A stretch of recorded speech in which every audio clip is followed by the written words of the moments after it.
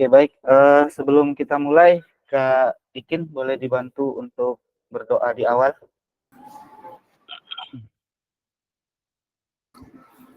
Baiklah, Assalamualaikum warahmatullahi wabarakatuh. Waalaikumsalam. Selamat pagi untuk rekan-rekan kita semua. Baiklah, semoga pada pagi hari ini kita dalam keadaan sehat dan siap menerima Kak materi Jikin, pelajaran. video Ya, Kak. oke. Baiklah, sebelum memulai pembelajaran kita pada pagi hari ini, alangkah baiknya kita berdoa. Marilah kita berdoa sesuai dengan kepercayaan kita masing-masing. Berdoa dimulai.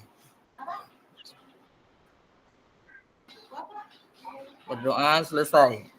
Oke, terima kasih Kak Gus. Lanjutkan sama Kak Gus. Oke, baik. Terima kasih Kak Dikin yang sudah memimpin doa pada pembukaan di pagi hari ini. Baik, Assalamualaikum warahmatullahi wabarakatuh dan selamat pagi kakak-kakak semua. Waalaikumsalam warahmatullahi wabarakatuh. Oke, baik. Alhamdulillah pada pagi hari ini, tepat pada hari Sabtu 12 Oktober 2024, kita berjumpa lagi pada tatap maya ke-6, di mana pada tatap maya ke-6 ini kita akan membahas tentang modul 1.5, yaitu tentang kurikulum dan backward design, di mana pembelajaran itu semua sudah terlampir pada LMS. Semoga kakak semua sudah membaca dan sudah mempelajari modul yang ada pada LMS. Karena pada modul 1.5 ini adalah modul yang nantinya di tugas akhir kita akan menggunakan backward design sebagai bahan aksi nyata untuk modul yang akan kita upload pada PMM nantinya untuk berbagi praktik baik. Mana kakak-kakak semua dalam tugas akhirnya yaitu pembuatan modul dalam modul PJOK yang bersifat backward design. Sambil berjalan kita nanti akan mengupas dan membahas bagaimana perkembangan kurikulum dan apa itu kurikulum backward design.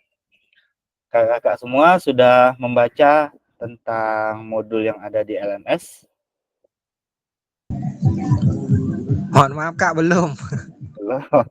Iya, Kak Putra lagi ada kegiatan, Kak Putra, Kak Ikin, Kak Printo. Oke, mungkin kakak-kakak juga sudah pernah membaca atau sudah pernah mendengar, nanti sama-sama kita ulas.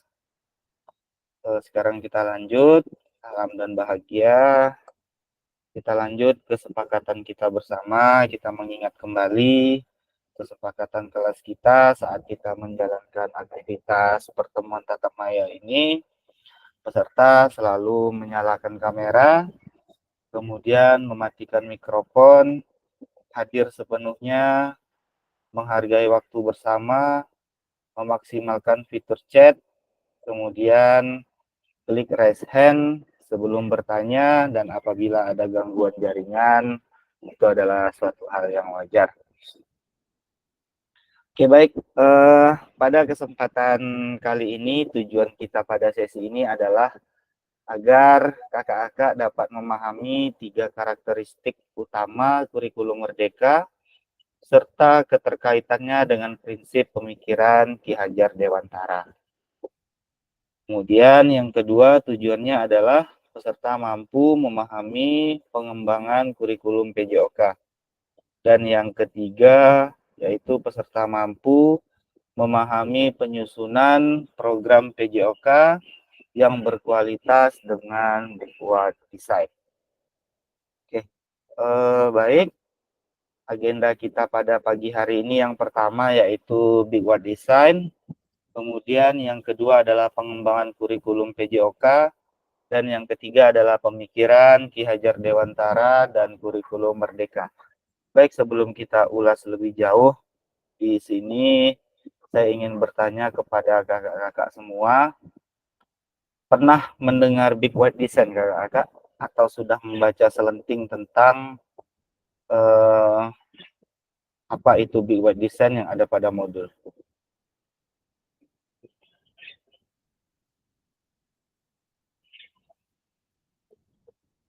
Gimana Kak? Sudah ada yang membaca atau gimana? Ya, silakan Kak.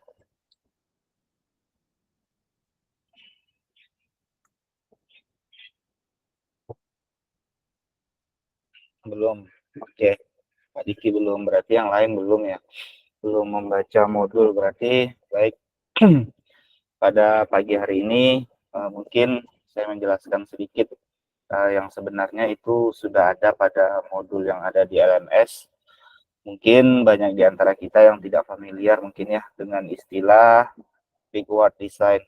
Meskipun istilah ini sudah lama berkembang di dalam pendidikan, khususnya pada pendidikan PJOK yang sudah dikembangkan melalui pengembangan kurikulum Merdeka beberapa tahun yang lalu.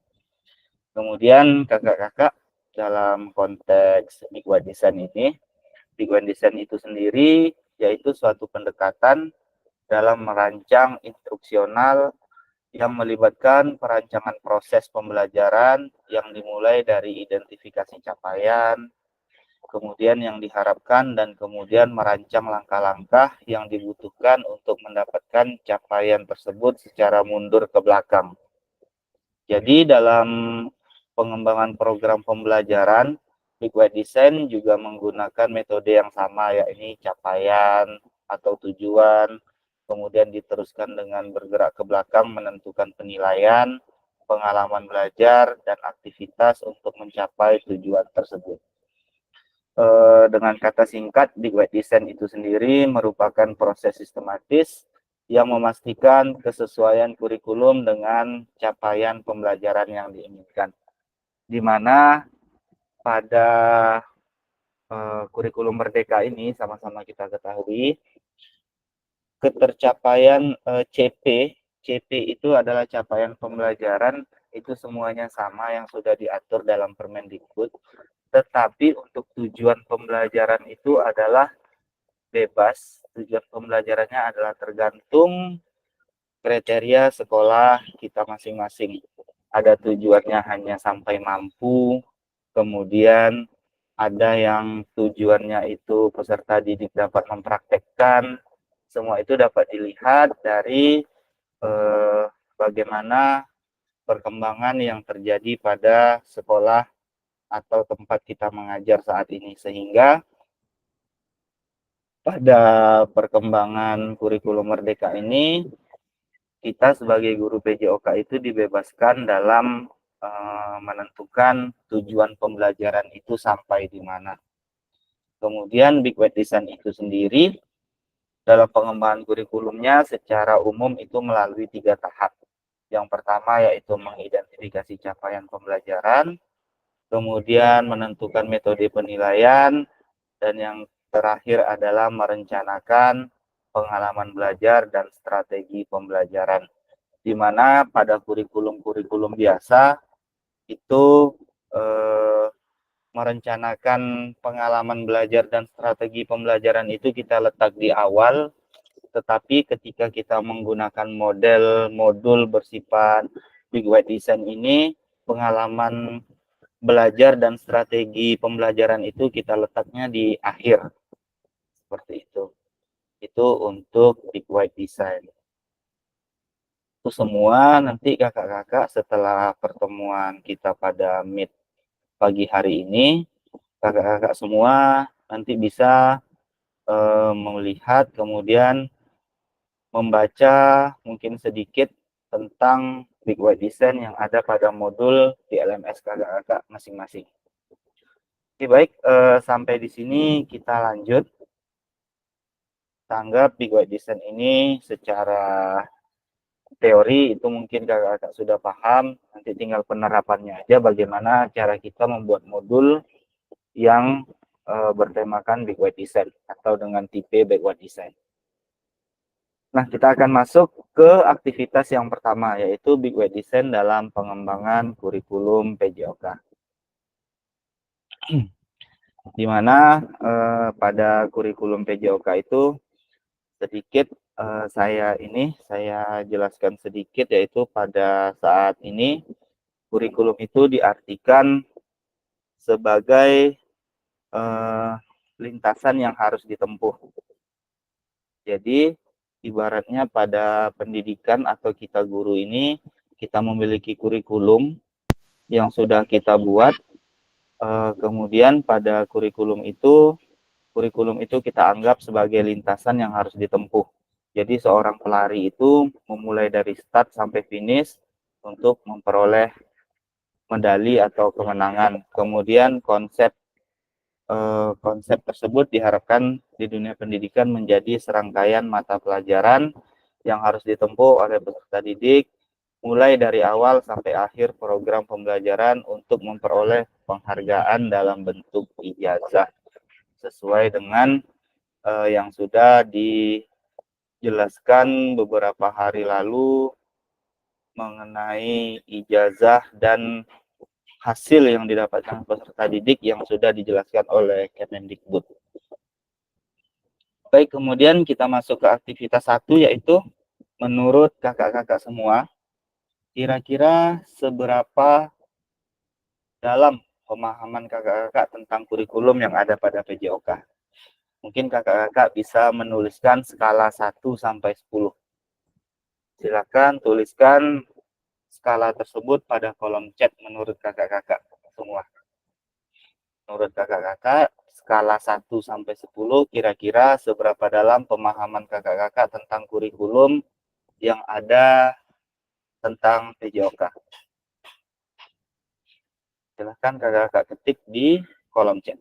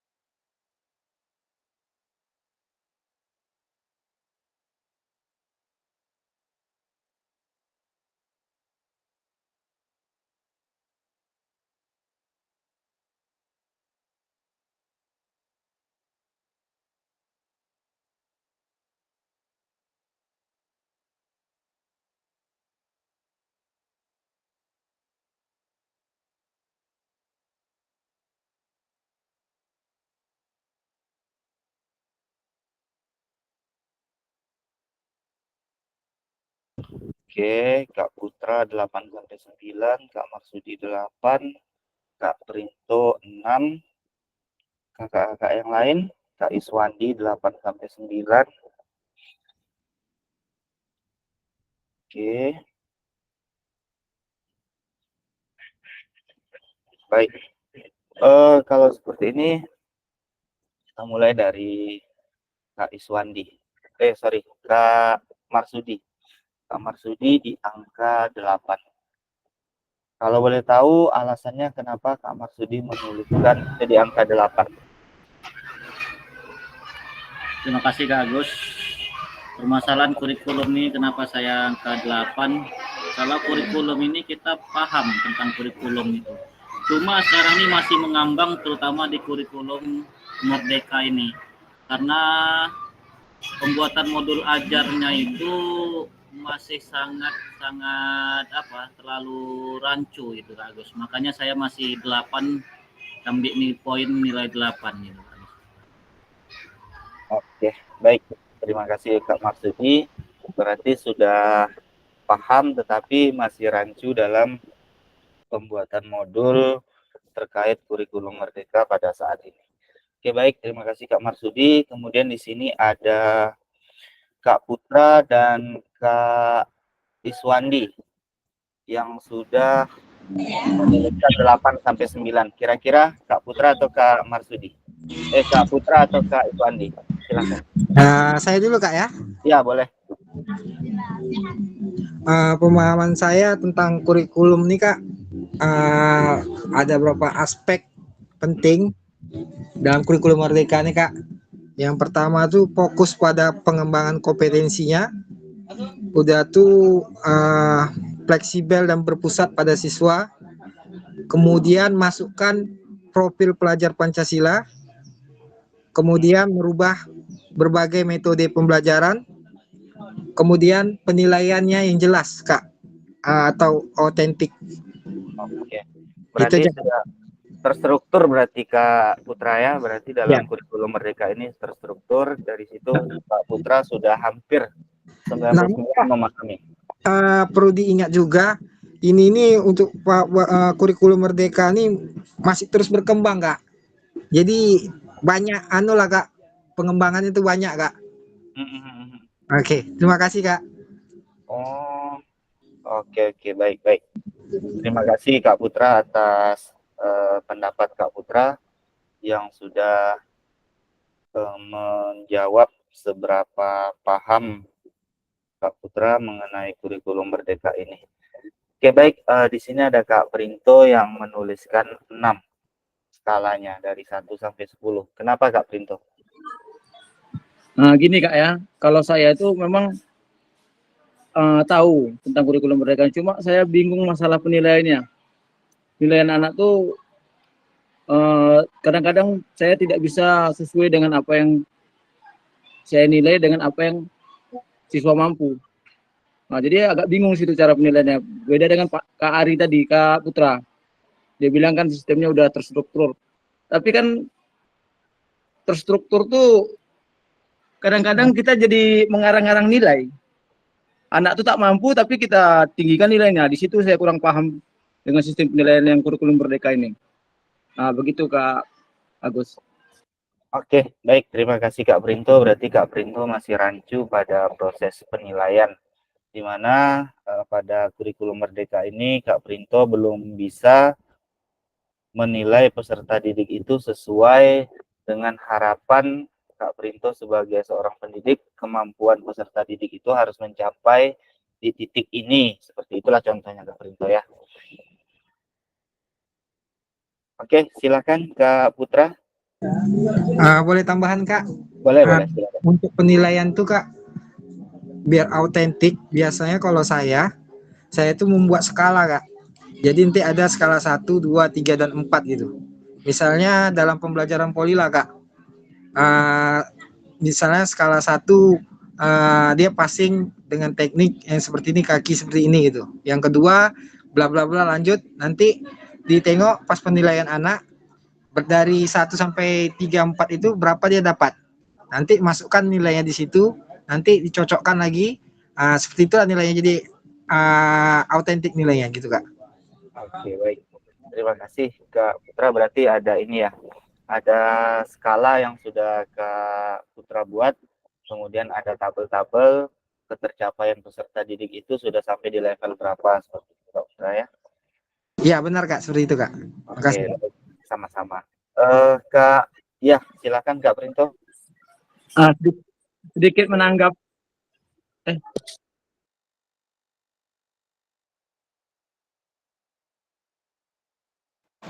Halo. Halo, bisa Kak Printo? Dengar nih? Dengar. Dengar Kak. Kalau menurut gini, menanggapi apa tadi Kak Putra, memang setiap kita menilai peserta didik itu kita udah membuat poin-poin tertentu untuk menilai anak ini dari sini sampai segini berapa nilainya, dari sini sampai segini. Cuma anak tuh pasti di titik terendah semua rata-rata waktu kita menilai. Paling 1-2 orang aja yang mencapai target yang mau kita nilai. Mau anak-anak yang di bawah target tuh, yang di bawah kriteria tuh mau tak mau kita dongkrak tuh jadinya. Jadi situ saya bingung tuh Kak.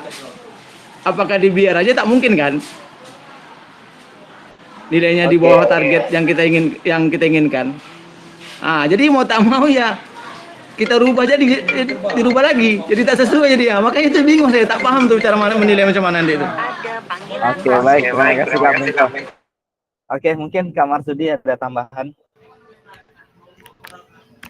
Ya Kak, dari awal kan saya dah mengatakan dari awal kita pertemuan di tempat saya masalah ini kan penilaian memang PJOK nih.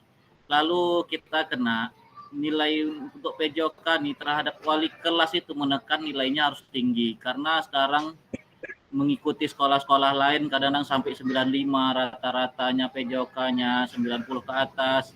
Sementara kita ketahui kualitas atau mutu anak-anak zaman sekarang ini udah menurun sebenarnya. Terutama dalam fisik, dalam apa. Ditambah kurikulum merdeka nih sekarang. Dia diarahkan untuk misalnya permainan bola besar, basket apa itu. Dia materinya udah ada, dah lempar, tangkap bola itu kan. Kualitas kita kan kita tahu. Gimana yang lempar bola atas, bola depan dada, bola pantulan. Itu kan kita tahu. Tetapi anak ini sekarang untuk kualitas itu tidak ada kekuatan otot tangannya. Jadi ditambah berdiferensiasi sekarang. Anak ini hanya untuk bermain. Jadi kita nih rancunya itu rancunya itu.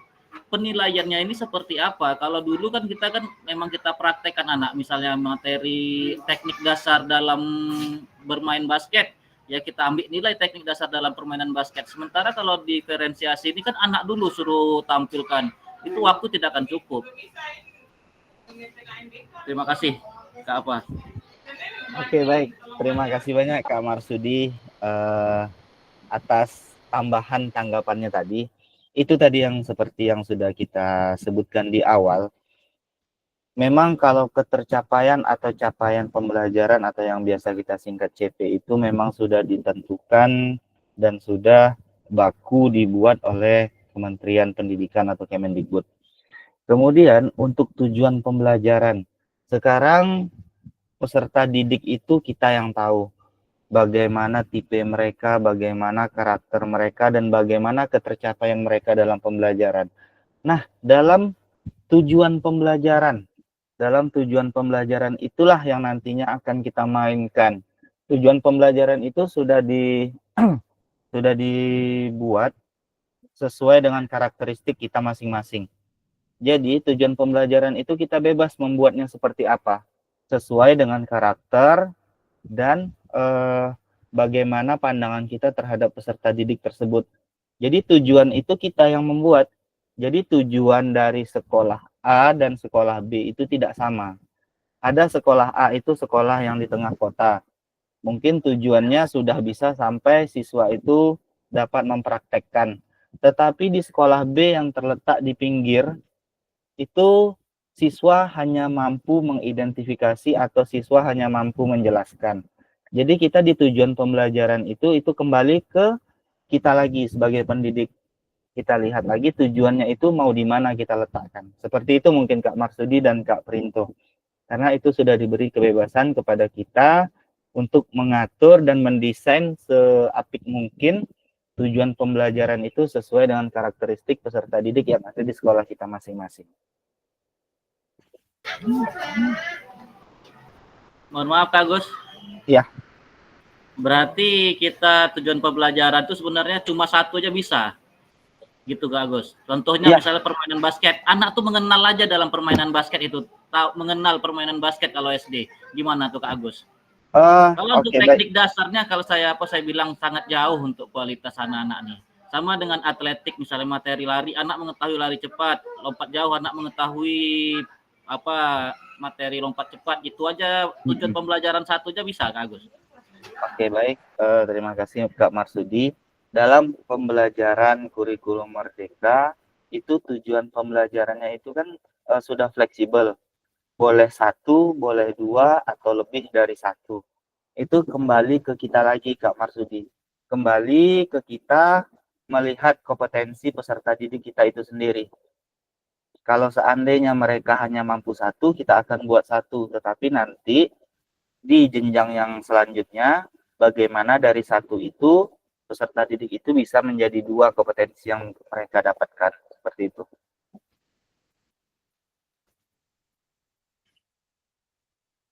Oke, gimana kakak-kakak yang lain? Nanti setelah berjalan, setelah bertatap muka, nanti kita akan bahas lebih jauh mengenai karakteristik penilaian kepada peserta didik kita pada saat ini. Karena memang betul yang disampaikan Kak Marsudi itu tidak semua peserta didik itu mampu di level praktek. Karena ada yang mampunya hanya ya sebagai sorak menyorak, kemudian ada yang mampunya hanya sebagai pengamat, seperti itu. Nantinya akan kita bahas lebih jauh, kakak-kakak sekalian. Oke, baik, kita lanjut pada slide kedua, yaitu apa tujuan dari adanya pembelajaran PJOK di sekolah. Menurut kakak-kakak, apa tujuan adanya pembelajaran PJOK itu di sekolah kita masing-masing?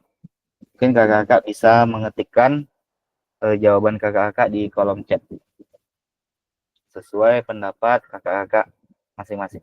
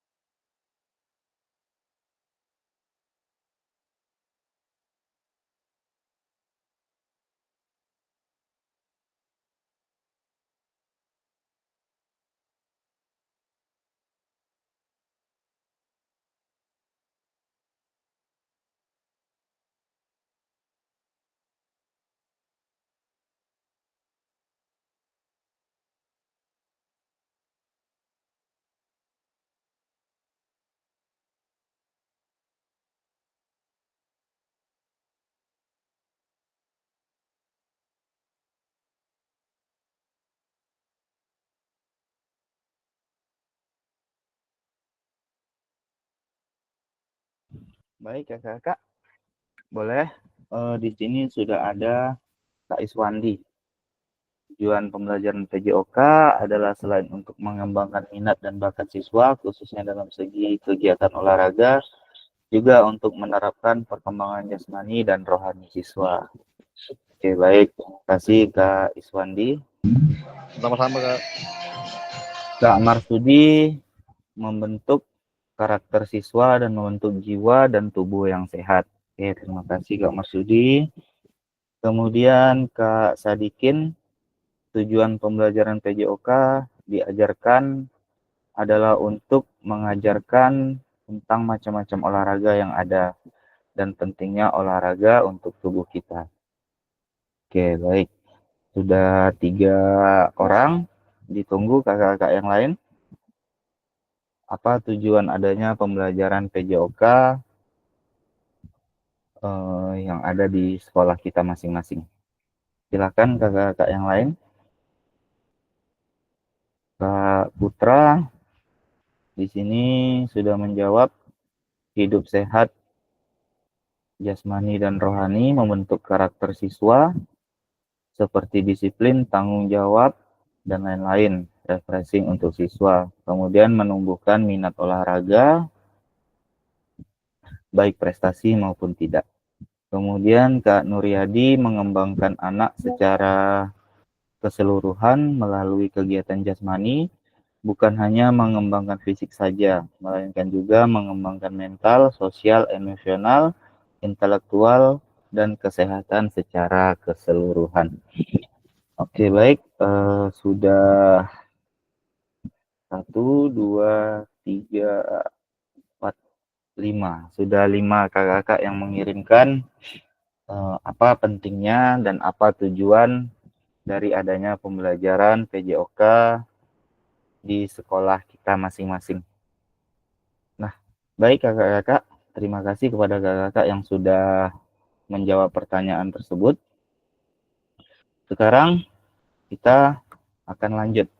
Jadi, menurut capaian pembelajaran PJOK pada kurikulum Merdeka di tahun 2024, itu pendidikan jasmani, kesehatan, dan olahraga atau yang biasa kita sebut PJOK bertujuan sebagai pembelajaran bagi peserta didik dalam yang pertama yaitu mengembangkan, menerapkan, dan mengevaluasi keterampilan, konsep, strategi gerak yang akan menjadi disposisi untuk berpartisipasi dalam berbagai aktivitas jasmani dengan penuh kepercayaan diri, kompetensi, dan kreativitas.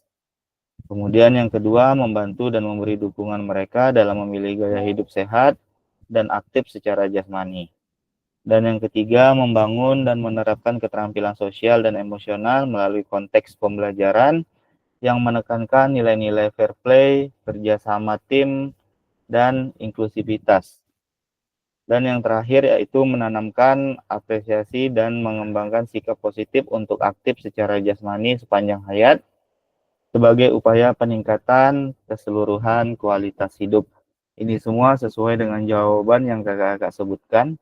Itu sudah masuk ke poin-poin yang sudah ada pada capaian pembelajaran PJOK pada kurikulum Merdeka di tahun 2024. Seperti Kak Rido, itu PJOK memberikan kesempatan bagi siswa untuk berinteraksi dengan teman yang lain secara berkelompok. Ini juga membantu keterampilan interaksi siswa, ada interaksi juga. Kemudian seperti Kak Printo menjadikan anak sehat. Ada juga di situ di poin nomor 2 yaitu memilih gaya hidup sehat dan aktif secara jasmani. Baik, terima kasih kakak-kakak. Jawaban kakak-kakak semua itu sesuai dengan capaian pembelajaran PJOK pada kurikulum Merdeka. Jadi sedikit banyaknya kakak-kakak semua itu sudah paham tentang tujuan dan capaian pada pembelajaran PJOK. Hanya bahasa resmi menurut capaian pembelajarannya saja. Tetapi inti-inti yang kakak-kakak sebutkan semua itu sudah terangkum pada capaian pembelajaran yang ada pada kurikulum Merdeka. Oke, baik, terima kasih kepada kakak-kakak yang sudah memberikan jawabannya. Kita lanjut pada diskusi sesuai pertanyaan pada slide berikutnya. Oke, kita masuk ke sesi diskusi. Kita diskusi secara bersama pada ruang utama ini saja kakak-kakak. Terlepas dari kurikulum apapun, apakah selama ini kakak-kakak sudah memahami baik tujuan mata pelajaran dan menjadikannya sebagai acuan? Kira-kira kakak-kakak semua gimana? Kak Iswandi? Iya, terlepas dari kurikulum apapun ya, tentu kita sebagai guru paham tujuan dari pelajaran tersebut ya. Misalnya dalam mata pelajaran PJOK mengenai kebugaran jasmani, kan itu tujuannya adalah untuk meningkatkan jasmani siswa, fisik siswa dengan berbagai macam kegiatan yang akan dicapai. Jadi itu tujuan juga salah satu kegiatan olahraga tadi. Oke, baik, terima kasih Kak Wandi. Ya, Jawaban Kak Wandi sudah mencakup karena kita terlepas dari kurikulum apapun. Oke, baik, terima kasih Kak Wandi atas jawabannya. Silahkan kakak-kakak yang lain untuk memberikan tanggapan terkait pertanyaan yang ada. Silahkan Kak Marsudi. Sebagai guru, kita sudah paham apa tujuan mata pelajaran kita.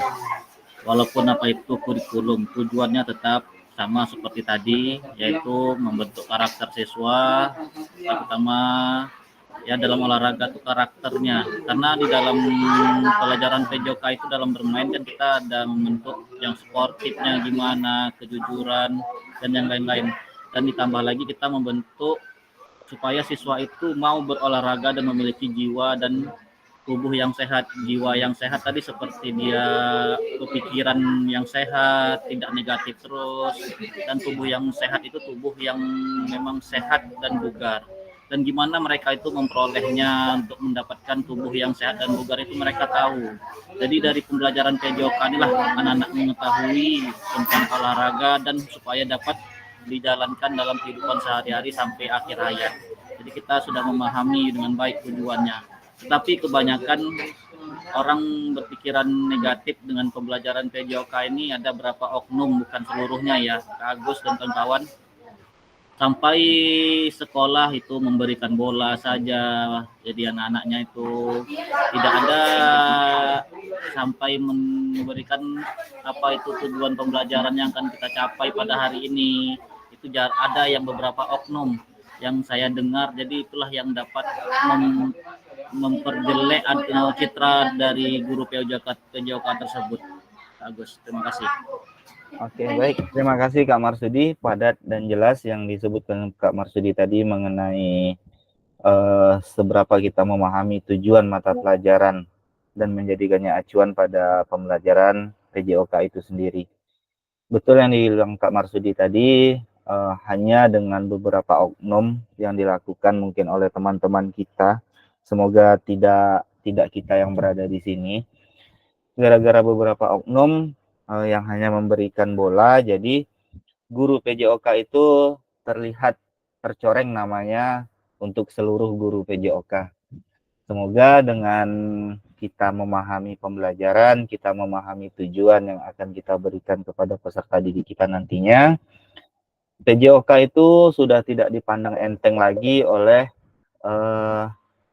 mata pelajaran lain. Jadi kita juga bisa, sebenarnya kalau kita berargumen terhadap mata pelajaran lain, PJOK dan mata pelajaran lain ataupun matematika, seharusnya itu yang lebih menantang dan lebih berat itu adalah pelajaran PJOK. Kenapa? Karena kalau kita tujuan pembelajarannya kita buat di situ, siswa harus dapat, misalnya di contohnya atletik, lari 100 meter, siswa harus dapat 100 meter itu 11 detik. Jadi yang tidak dapat 11 detik berarti itu remedial. Seperti itu. Jadi kalau kita berargumen, kita juga lebih sebenarnya dalam pembelajaran PJOK itu ataupun pembelajaran terhadap mata pelajaran lain. Tetapi karena oknum tadi sehingga kita bisa terlihat seperti itu. Semoga kedepannya sama-sama kita berubah, kita memberikan perubahan agar pembelajaran PJOK ini tidak dipandang enteng lagi oleh mata pelajaran lain. Oke, baik. Kak Printo, ada yang mau ditambahkan?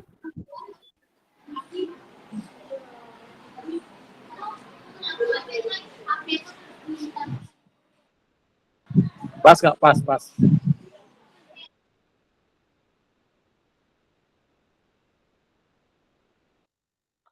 Oke, baik. Terima kasih. Kakak-kakak yang ingin memberikan tanggapan lain terlepas dari kurikulum apapun, apakah selama ini kakak-kakak sudah memahami tujuan pembelajaran? Apabila ada tambahan, dipersilakan.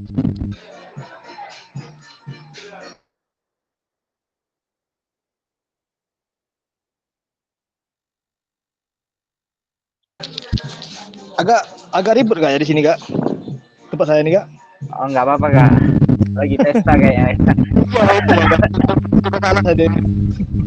Nggak terlalu dengar, Kak. Ya. Jelas Kak. Begini Kak ya, menurut saya Kak ya. Tadi kan saya kan hanya menjelaskan secara garis besar. Kalau tujuan, tentu karena saya bilang tadi, tentunya kita sudah paham dengan tujuan daripada PJOK. Jadi memang ada beberapa oknum yang seperti itu. Dan saya sebenarnya tidak pernah mau menanggapi bahwasanya PJOK kalau ada yang bilang hanya sekedar main apa, itu tidak benar. Kalau saya mau tanggapi hal seperti itu. Makanya kalau saya di sekolah, itu nggak ada cerita guru-guru lain itu mengatur apa yang saya ajarkan. Bagi saya, guru lain itu sesuai dengan bidangnya, ibu urus pelajaran ibu, saya urusan pelajaran saya. Dan itu kadang-kadang banyak juga siswa yang semedi sama saya. Nah, kemudian kalau saya mengajar PJOK, saya tidak hanya sekedar di lapangan. Ada juga kalau untuk mendapatkan nilai pengetahuan misalnya, itu di kelas selama sebulan di kelas. Itu saya suruh siswa itu menghafal, tampil ke depan menjelaskan per orang. Tidak dalam sistem untuk ulangan pakai tulis, tidak, per orang. Jadi sebenarnya agak lebih menantang memang pelajaran PJOK. Lain kalau saya pribadi, lain nilai mengambil nilai di lapangan, lain nilainya di kelas. Makanya kemarin saya bilang sama Kak Agus ini dalam sebulan ini saya di kelas nih. Itu saya akan mengambil nilai pengetahuannya.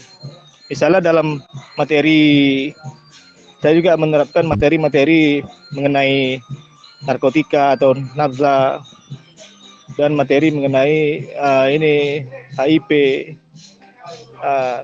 Jadi agak apa juga memang dengar bahasanya apa kalau orang bilang pelajaran PJOK itu main-main aja gitu kan. Jadi itu aja Kak Gus. Banyak sebetulnya tujuan yang bisa dijelaskan, tapi ya yang jelas insya Allah paham memang dengan tujuan daripada PJOK tadi. Cuma kondisi lagi tanya agak payah sedikit menjelaskan. Oke, baik. Oke, siap. Oke, baik. Terima kasih Kak Wandi. Kak Putra gimana Kak Putra? Saya tadi mendengarkan Kak ya, itu saya sepakat sama Kak Iswandi. Karena setiap hari itu tujuan pembelajaran kita buat ya Kak. Asal materi berubah, buatlah tujuannya kan gitu Kak. Jadi tambah nih Kak, saran saya, kita sebagai guru pejok nih Kak. Kalaulah kita di lapangan, kita ikut juga lah beraktivitas sama anak. Kalau melakukan pemanasan sama-sama. Kadang kan kita guru pejok nih di situ ada yang udah malas gitu Kak untuk bergerak. Udah tuh saat kita anak berolahraga, usahakan kita juga ikut bermain bersama anak. Kadang ini anak bermain aja kan, kita guru olahraga menonton saja gitu Kak. Jadi usahakan sedikit jadilah, sedikit-sedikit, nggak usah terlalu banyak gitu Kak. Terima kasih. Oke, sama-sama. Betul Kak Putra. Itulah alasannya kenapa peserta didik itu lebih dekat terhadap guru PJOK dibanding guru yang lain. Karena ketika di jam pembelajaran, guru PJOK juga turun ke lapangan untuk bermain dan memberikan pengajaran kepada peserta didik. Oke, terima kasih Kak Putra atas saran dan masukannya. Ya, Kak Marsudi silakan. Coba kalau kami ini Kak Agus, ya kalau saya lah tak tahu lah ke online. Kalau mengajar PJOK nih modul nih apa? Karena kita udah menguasainya tujuan. Kalau kita nak buat modul nih kadang awal kita mau buat malam, mau buat modul, rupa-rupa hari hujan, ya kan masuk pelajaran lokal. Jadi kita dipayah untuk menentukannya. Makanya saya tuh jarang membuat itu karena itu tadi.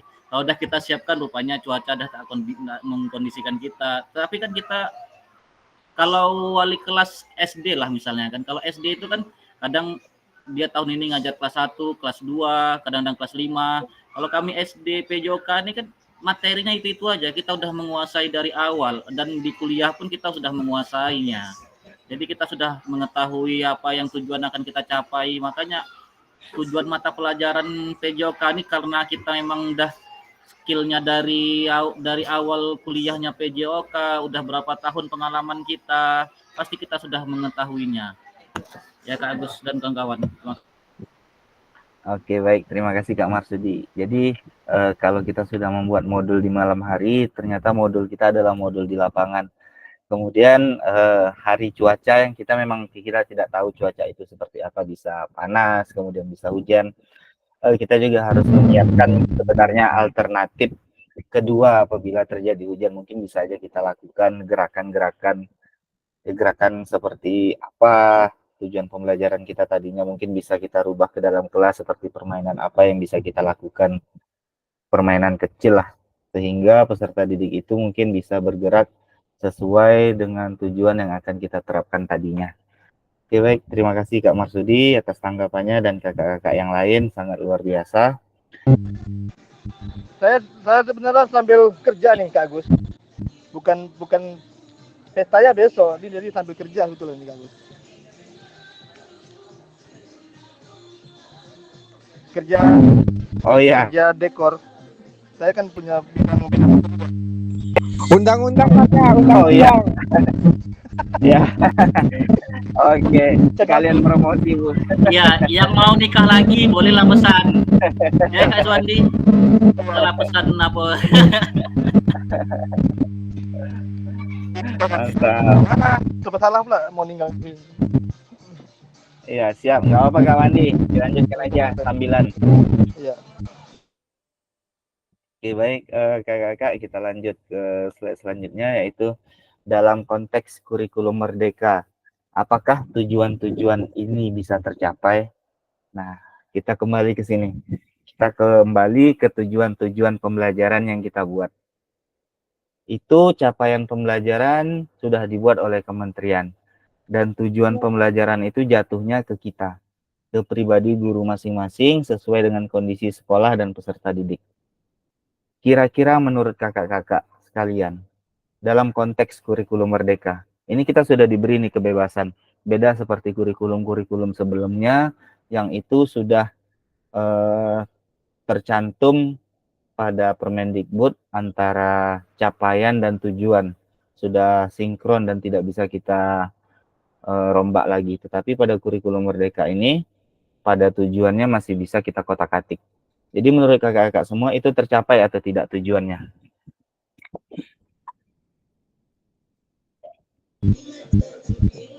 Boleh jawab, Kak? Ya, silakan Kak Wandi. Ya kalau menurut saya tercapai, Kak, asal apa yang sudah di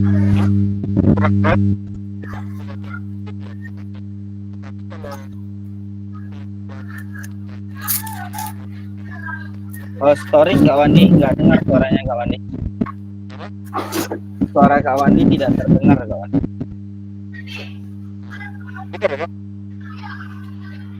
Enggak dengar ya Kak Wandi.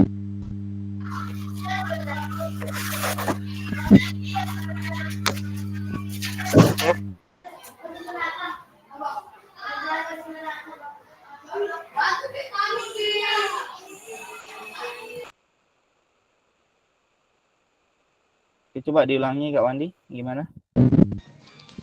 tes. Oke, lanjut Kak Wandi. Kalau menurut saya tercapai asalkan apa yang sudah direncanakan itu diterapkan sesuai dengan perencanaan.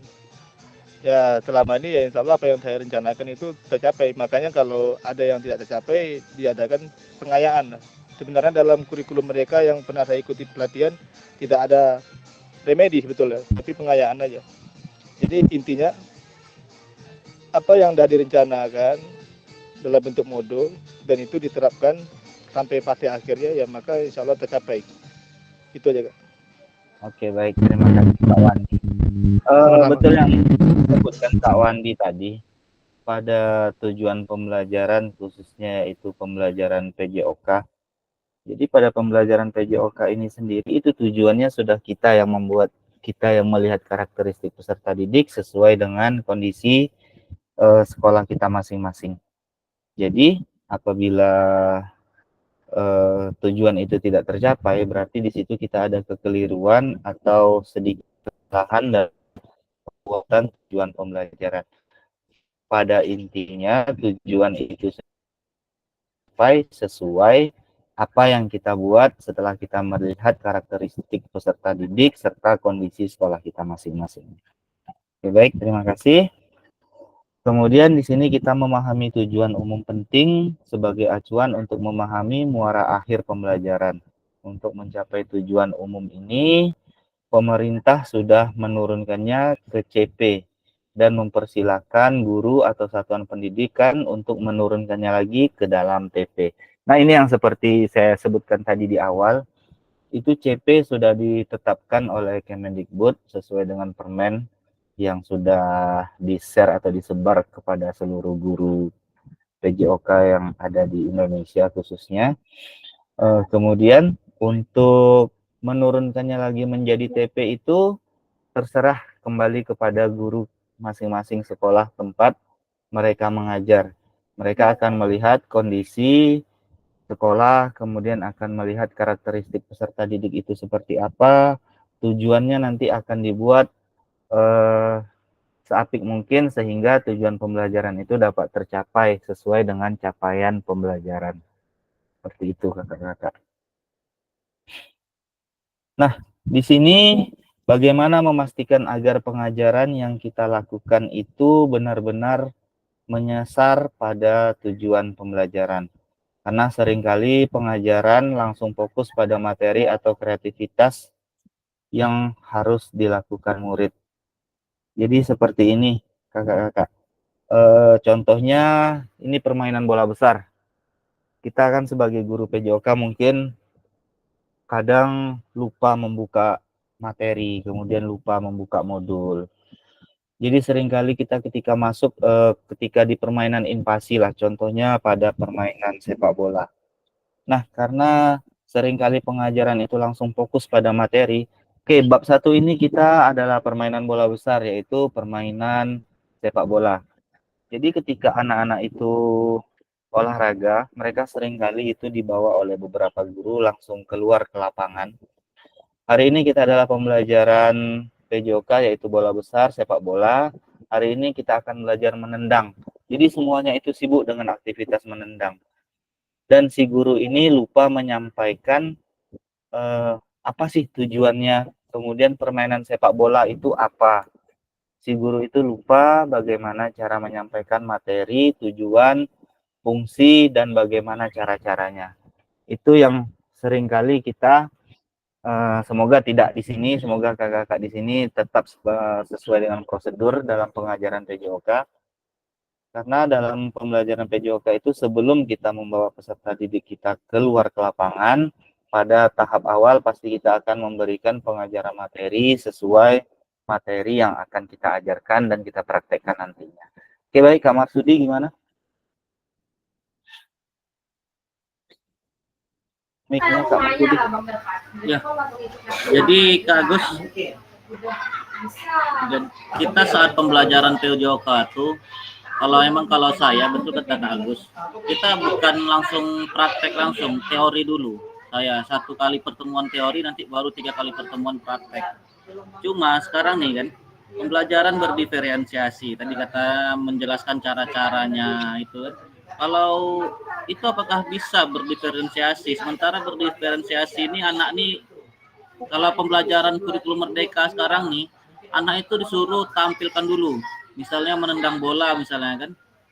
Itu kita seorang guru PJOK cuma menyuruh anak itu menendangkan bola dulu. Nanti setelah melakukan semua baru kita menjelaskan kepada peserta didik teknik-teknik yang betul, baru kita mengambil nilai.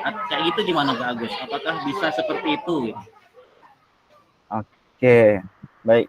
Mungkin Kak Heri akan menanggapi. Oke, Kak Heri silakan. Kak Heri Saputra. Oke Kak, terima kasih waktunya Kak. Untuk kurikulum merdeka nih Kak, kita sebelum masuk ke materi, kita sudah harus menjelaskan dulu apa capaian pembelajarannya, apa tujuan pembelajarannya kepada siswanya Kak. Jadi yang untuk awal, sebelum kita melakukan praktek anak, kita bisa saja membuat sebuah konten Kak. Membuat konten metode pembelajarannya yang dipelajari sama siswa. Jadi bisa kita buat video atau mengambil video yang lain sebagai bahan referensi pembelajaran siswa Kak. Terima kasih Kak. Oke, baik. Kontennya cuma tuh Kak Putra?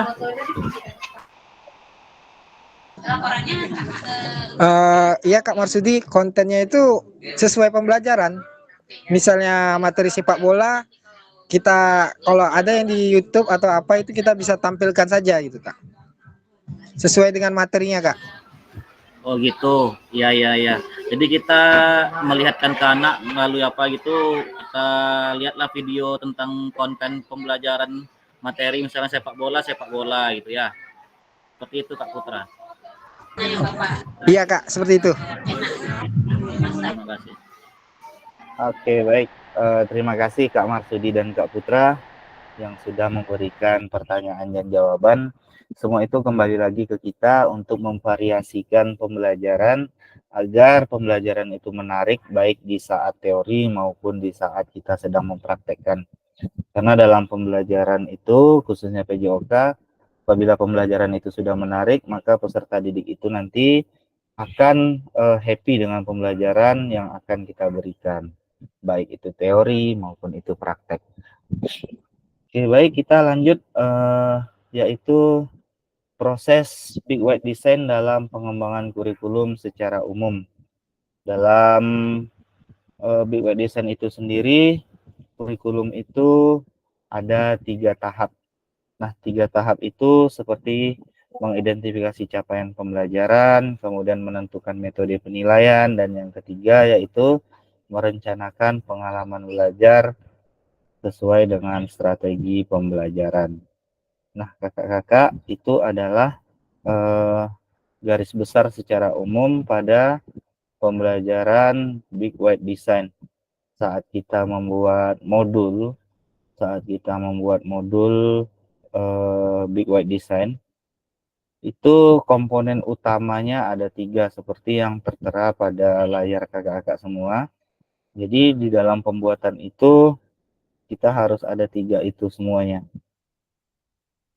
Jadi semuanya itu tercantum pada alokasi modul yang sudah kita buat nantinya.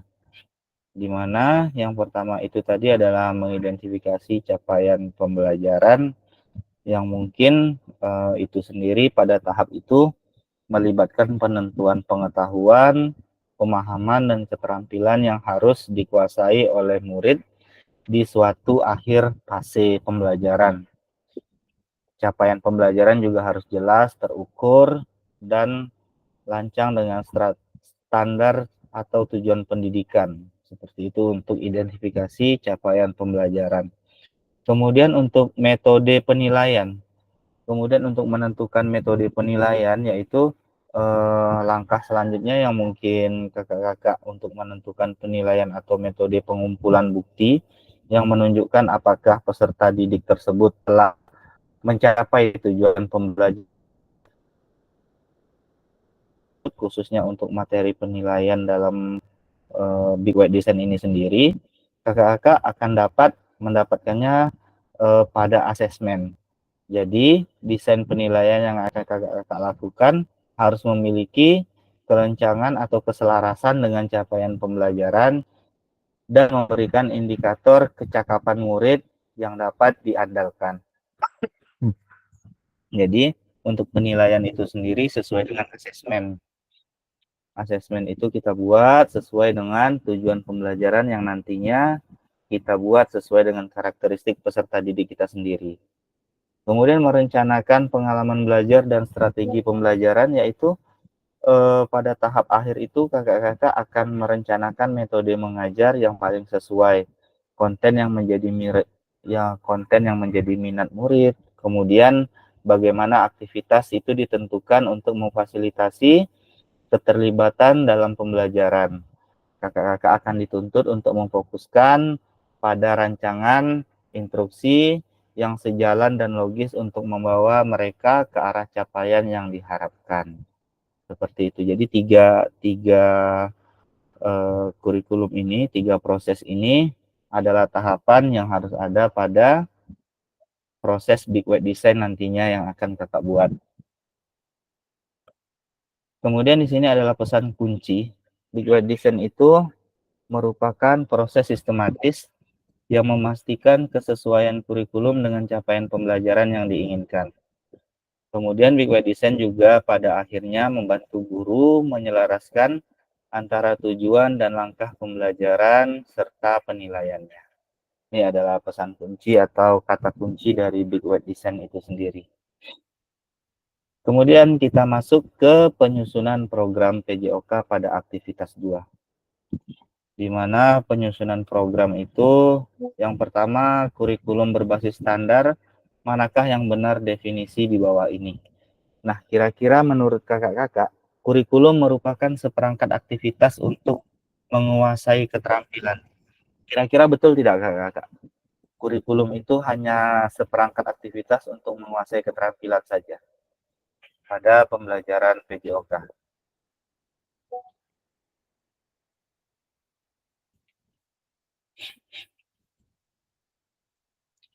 Betul atau salah menurut kakak-kakak? Salah Kak Gus, kalau menurut awak. Oke, salah menurut Kak Dikin. Karena di dalam untuk pemahaman teori, pendalaman materi, bukan hanya keterampilan gerak. Oke, baik. Bukan hanya keterampilan saja, tetapi ada teori juga. Oke, baik Kak Dikin. Kak Wandi gimana? Apa tadi Kak? Penjelasan Kak? Kurikulum merupakan seperangkat aktivitas untuk menguasai keterampilan. Iya, betul Kak. Hanya Kak, kurikulum hanya merupakan seperangkat aktivitas untuk menguasai keterampilan. Kurikulum hanya seperangkat aktivitas untuk menguasai keterampilan. Kan kurikulum itu kan sesuatu yang harus dicapai ataupun jarak tempuh yang harus dicapai. Landasan ya. Karena kan itu landasan. Sampai. Nah, jadi kan kenapa saya bilang apa tadi? Lupa. Agak ribut apa tadi pertanyaannya? Pertanyaannya betul atau salah, kurikulum itu hanya merupakan seperangkat aktivitas untuk menguasai keterampilan saja. kurikulum. Iya, betul Kak. Karena kurikulum itu tujuan yang akan dicapai. Jadi tujuan-tujuan tadi macam-macam Kak. Bisa itu menggunakan cara pengetahuan, cara praktek kan gitu. Oke, baik. Kurikulumnya. Ya, Juga. terima kasih Kak Marsudi. Oke, Kak Putra, gimana Kak Putra? Benar Kak, tapi bukan hanya itu saja Kak. Masih ada yang lain. Itu salah satunya Kak gitu. Jadi itu ada yang pengembangan fisik untuk kesehatan kita, ada untuk konektif dan afektif sosial juga ada Kak. Jadi itu betul, memang betul. Tapi itu cuma salah satunya aja gitu Kak. Terima kasih Kak. Oke, baik. Terima kasih Kak Putra. Betul. Tetapi di sini hanya, berarti kalau hanya berarti kan sesuai dengan seperti yang Kak Ikin sebutkan tadi. Karena masih banyak lagi kurikulum itu bukan hanya seperangkat aktivitas untuk menguasai keterampilan saja, mestinya aktivitas-aktivitas lain yang harus dicapai. Jadi jawabannya itu tidak sesuai. Karena kurikulum itu bukan hanya untuk mencapai atau menguasai keterampilan saja, masih banyak aktivitas-aktivitas lain yang harus dicapai dari kurikulum yang sudah ditetapkan. Oke. Boleh tambahkan Kak? Boleh, silakan. Ini Kak, kurikulum merupakan seperangkat aktivitas untuk menguasai keterampilan. Kalau kita bilang tidak, berarti keterampilan tidak perlu kan, kayak gitu Kak. Itu makanya saya bilang itu betul, karena itu salah satunya gitu. Iya. Masih ada yang lain aspeknya lagi gitu Kak. Jadi nggak bisa juga kita bilangkan tidak gitu Kak. Kalau tidak berarti keterampilan tidak ada di dalam pejok itu Kak. Oke, baik. Terima kasih Kak Putra. Terima kasih atas masukannya. Memang betul keterampilan itu merupakan salah satu yang ada di kurikulum. Tapi pertanyaannya tadi, apakah kurikulum hanya, jadi hanya itu kita garis bawahi merupakan seperangkat aktivitas untuk menguasai keterampilan saja. Oke, baik, terima kasih masukannya dari Kak Putra. Sekarang kita masuk ke yang kedua. Menurut kakak-kakak semua, buku teks peserta didik dapat dikatakan adalah suatu kurikulum. Gimana Kak Dikin? Termasuk ke dalam perangkat untuk kurikulum karena segala materi bisa didapat dari buku, kemudian media-media sosial dan disampaikan melalui tenaga pengajar. Oke, baik, terima kasih Kak Dikin. Maksudnya itu di sini buku teks peserta didik itu adalah sumber belajar dan sumber pengetahuan satu-satunya yang ada pada kurikulum. Maksud pertanyaannya itu luasnya seperti itu. Buku teks itu adalah sumber belajar atau sumber pengetahuan satu-satunya yang didapatkan peserta didik. Tidak tak setuju. Oke. Kak Printo gimana? Kalau saya tidak setuju ya. Tidak setuju karena kurikulum itu adalah sistem untuk kita mengajar. Gitu aja. Oke, baik, terima kasih Kak Printo. Kak Diki tadi, mana Kak Diki tadi? Gimana Kak Diki? Iya Kak. Gimana? Saya juga berpendapat dengan Kak Printo, bahwasannya yang buku teks peserta didik dapat dikatakan adalah suatu kurikulum itu salah. Karena kurikulum itu kan sistem, di dalam sistem itu kan dalam memperoleh pengetahuan itu nggak mesti dari buku teks saja, banyak lagi seperti dari video, dari internet, dari sumber-sumber yang lain, dari alam sekitar. Nah, jadi dalam kurikulum seharusnya itu yang nggak harus dari buku teks saja, dari semua sumber. Oke, baik, terima kasih Pak Diki. Kak Marsudi, menambahkan. Silakan Kak Marsudi.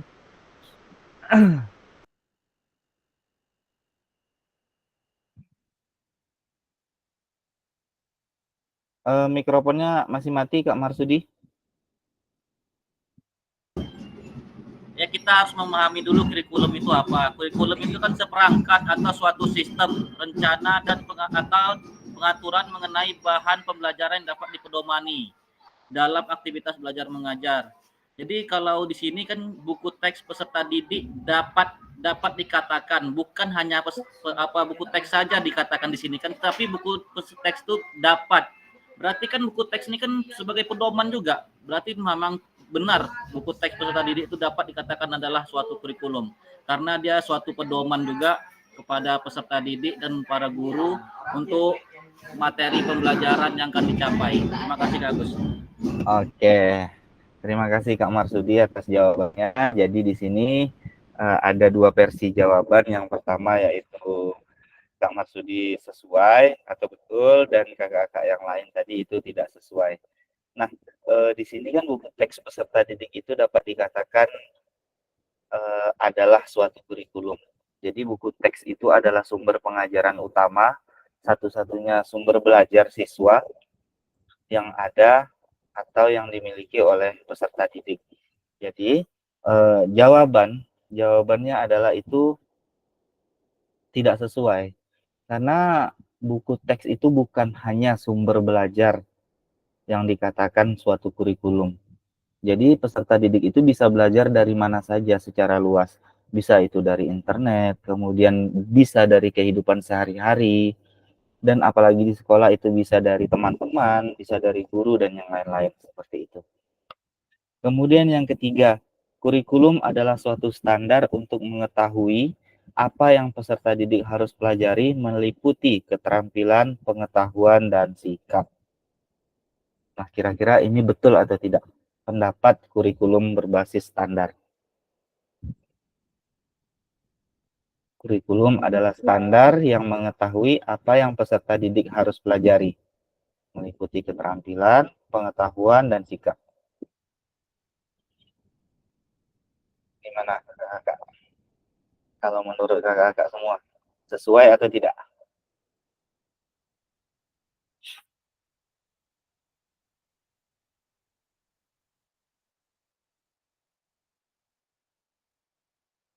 Kak Diki, silakan.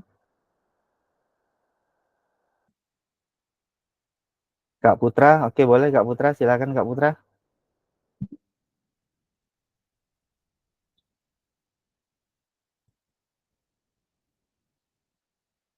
Belum hidup mic-nya Kak Putra.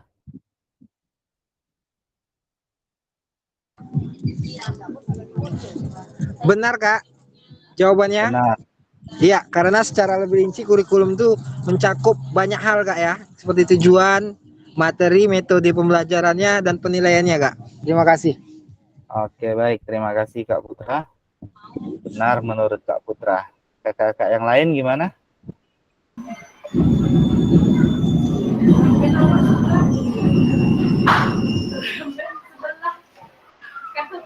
Silakan Kak Marsudi. Benar Kak Agus, karena kurikulum itu pedoman ya, meliputi ya pedoman dalam suatu pembelajaran meliputi keterampilan, pengetahuan, dan sikap. Oke, baik. Terima kasih Kak Marsudi dan Kak Putra tadi atas tanggapannya. Kakak-kakak yang lain ada yang ingin menanggapi atau sama? Oke, Kak Diki sudah mengangguk berarti dengan arti kata sama Kak Diki ya. Oke, baik. Kurikulum adalah suatu standar yang mengetahui apa yang peserta didik harus pelajari, kemudian meliputi ada keterampilan, pengetahuan, dan sikap. Itu benar.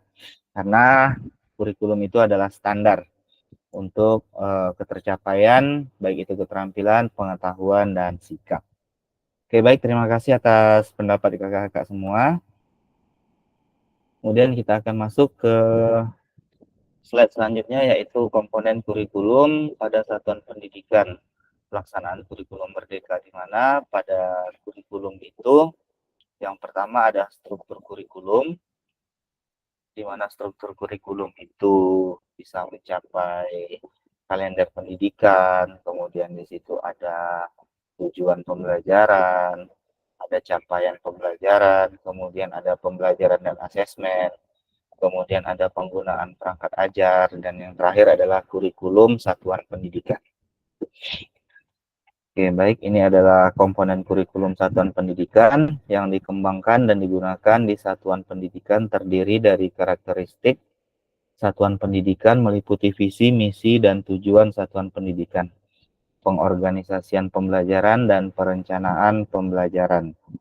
Ini sesuai dengan Permendikbud Riset dan Teknologi pada tahun 2022 pasal 72. Kemudian di sini mengapa kurikulum operasional berbeda antara satuan pendidikan? Jadi mengapa kurikulum operasional itu berbeda antara satuan pendidikan? Agar bermakna, kurikulum operasional satuan pendidikan dikembangkan sesuai dengan konteks dan kebutuhan peserta didik dan satuan pendidikannya. Ini bisa menjadi kabar gembira bagi kakak-kakak dapat menyusun program yang relevan dengan kultur gerak di mana peserta didik itu tinggal. Nah, ini dia tadi. Mengapa kurikulum operasional berbeda antar satuan pendidikan?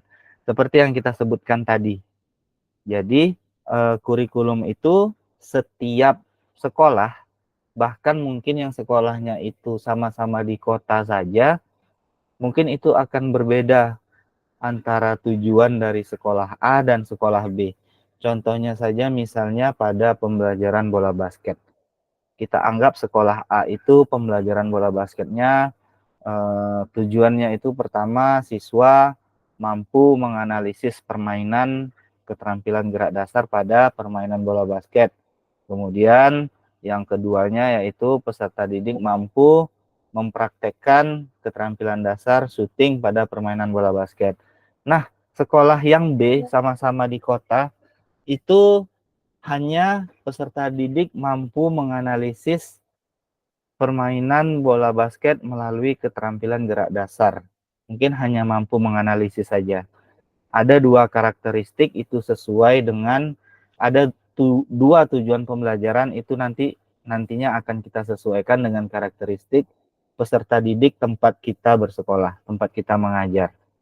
Jadi tujuan itu berbeda, tujuan itu tidak sama antara sekolah A dan sekolah B. Makanya di situ kita diberi gerak yang lebih kultur agar peserta didik itu mampu mencapai tujuan pembelajarannya sesuai dengan karakteristik mereka masing-masing. Jadi seperti Kak Perinto tadi sebutkan di awal yang poin 6, mungkin peserta didik itu kesulitan dalam mempraktekkan sesuai apa yang kita harapkan. Mungkin sebelum itu kita akan memberikan asesmen terlebih dahulu Kak Perinto. Kita akan memberikan asesmen sampai mana pengetahuan mereka tentang permainan yang akan kita praktekkan. Jadi kita bisa menganalisis, oh ternyata kelas ini hanya sampai tujuan pembelajarannya mungkin hanya sampai di sini. Jadi dari hasil asesmen tersebut nantinya bisa kita masukkan ke tujuan pembelajaran. Misalnya contoh di kelas 82 itu mereka hanya mampunya ini. Nanti dengan karakteristik yang berbeda di kelas sebelah, itu nanti tujuannya mungkin sampai di sini, seperti itu. Itu nanti kita bisa membuat tujuannya itu beragam variasi sesuai dengan asesmen yang kita berikan tadi. Oke, baik. Mari berbagi cerita. Oke, Kak Dikin, silahkan. Kak Agus, ada sedikit yang mau saya tanyakan nih Kak Agus mengenai tujuan pembelajaran yang tadi Kak Agus paparkan kan di setiap tempat berbeda-beda. Bukannya tujuan pembelajaran itu harus sama. Kemudian untuk pencapaian materi, kemudian cara pelaksanaannya saja yang dibedakan dalam mencapai tujuan tersebut. Apakah bukan seperti itu Kak Agus? Ini tanya nih. Ya, baik, siap. Terima kasih Kak Dikin. Mungkin Kak Heri akan menanggapi. Silakan Kak Heri. Kalau marah kalau nanya jangan marah Kak Dikin. Izin menanggapi ya Kak. Ya silakan Kak Putra. Nah, jadi tujuan pembelajaran kita berbeda tuh karena ini kan banyak nih faktornya ya Kak. Kalau misalnya sekolah A itu dia mempunyai lapangan basket, sementara sekolah B itu tidak gitu.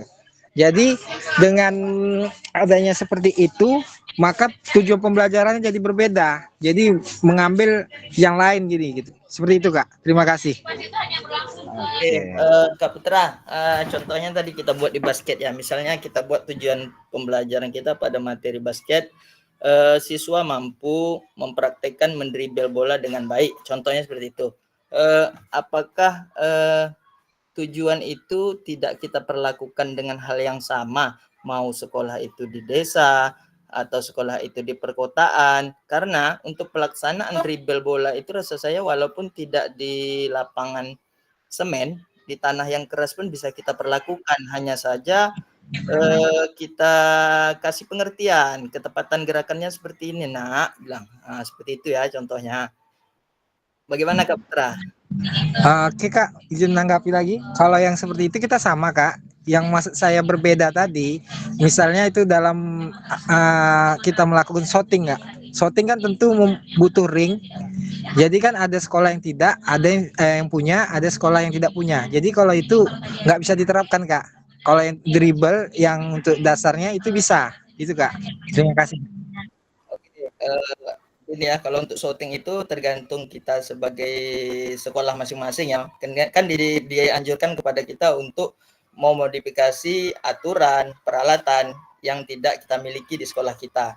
Waktu untuk syuting, kita, kalau saya di sekolah saya, waktu itu dalam game ya, dalam game basket, karena di sekolah SD itu tidak ada ring basket rata-rata.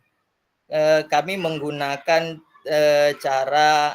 dengan cara kita bagi siswa sesuai peserta. Kemudian anak ini kita jadikan ring. Anak yang dijadikan ring itu adalah anak yang berlawanan. Ketika regu A yang menjadi ringnya adalah regu B.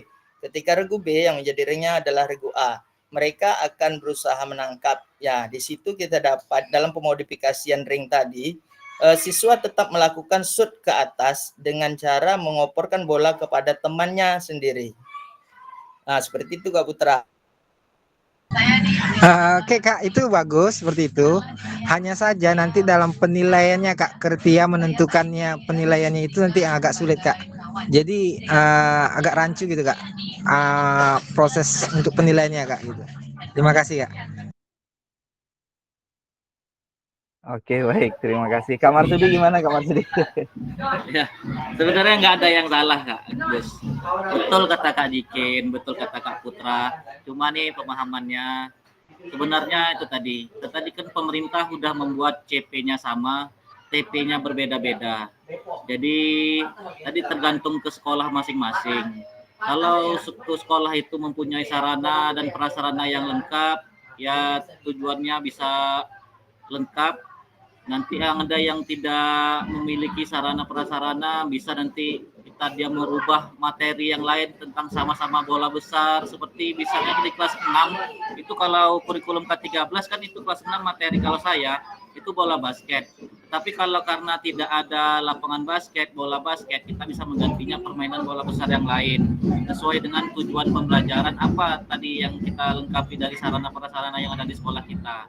Jadi sama-sama semua Kak Agus. Jadi itu aja Kak Agus. Oke, baik, terima kasih Kak Marsudi, luar biasa. Oke, Kak Printo gimana? Nah, ini sedikit menambahkan aja nih Kak Gus untuk teman-teman yang lain nih. Kalau menurut saya tuh tujuan tuh bisa saja sama. Ya, tujuan bisa saja sama, cuma cara mencapai tujuan itu yang sedikit berbeda. Misalnya tadi kata Kak Ikin, di sekolahnya tidak mempunyai ring basket. Sedangkan di tujuannya kita harus syuting nih.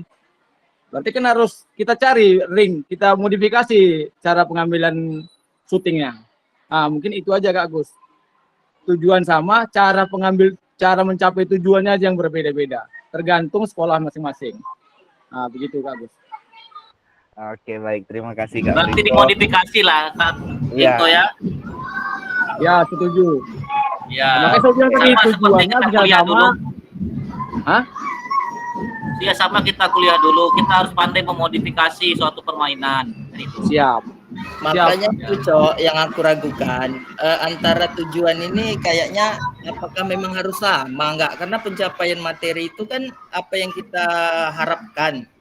Nah, jadi bagaimana cara kita nih di sekolah masing-masing nih, bagaimana ya supaya materi ini bisa tercapai walaupun kita kekurangan alat, kekurangan sarana prasarana, sehingga anak-anak bisa mengerti nih yang namanya syuting itu pasti menembak ke atas. Iya, Yang Kak namanya Dikin. freestyle pasti dia memantul-mantulkan bola walaupun hanya di tanah kan. Itu hak Kak Dikin sebenarnya Kak Iya. Dikin. Iya. Tujuan Oke. pembelajaran itu sama pemerintah sekarang boleh sama dengan sekolah lain, Biar boleh bebas, kita bebas, berbeda. Itu dia, Kak Dikin. Oke, baik. Luar biasa pada berbagi cerita pada saat ini. Betul, tidak ada yang salah yang Kak Dikin sampaikan tadi betul, kemudian yang Kak Putra sampaikan betul, yang ditambahkan Kak Marsudi dan Kak Printo tadi itu betul. Jadi, sedikit mungkin juga berbagi.